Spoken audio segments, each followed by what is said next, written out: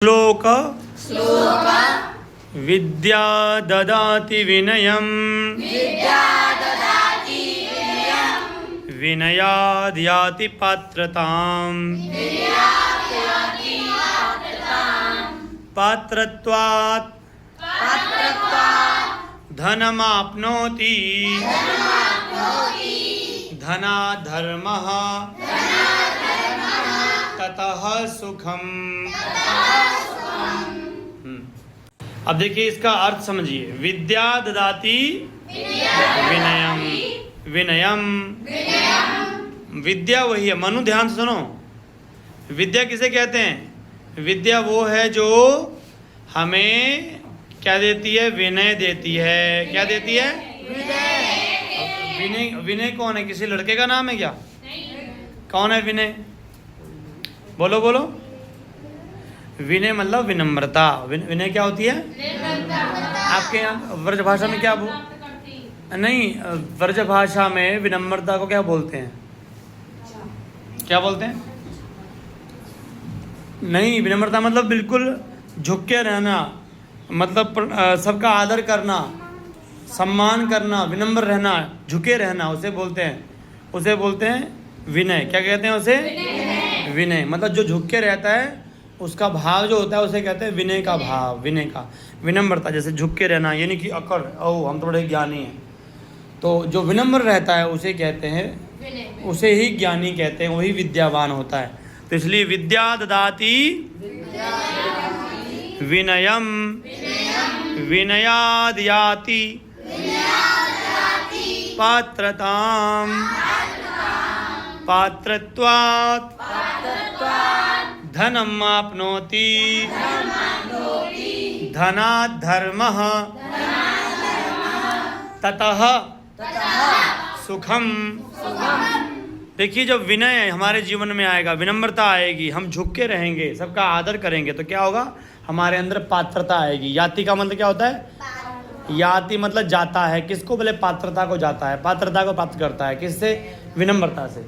पात्रता किसे कहते हैं? मतलब नहीं, विनम्रता से पात्रता आती है। विनम्रता मतलब झुकना, झुक के रहना, सबका आदर करना, सबको बड़ा मानना, और उससे क्या होता है? पात्रता आती है। पात्रता का मतलब क्या होता है?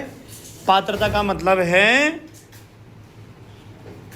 पात्रता का अर्थ क्या होता है? किसी चीज़, जैसे कोई बर्तन होता है ना, उसमें हम कोई चीज़ रख सकते हैं। अब दूध आपने रखना है तो उसके लिए बर्तन चाहिए, है ना? आपने भोजन बनाना है, उसके लिए बर्तन चाहिए। अब बर्तन नहीं है तो फिर बनेगा भोजन?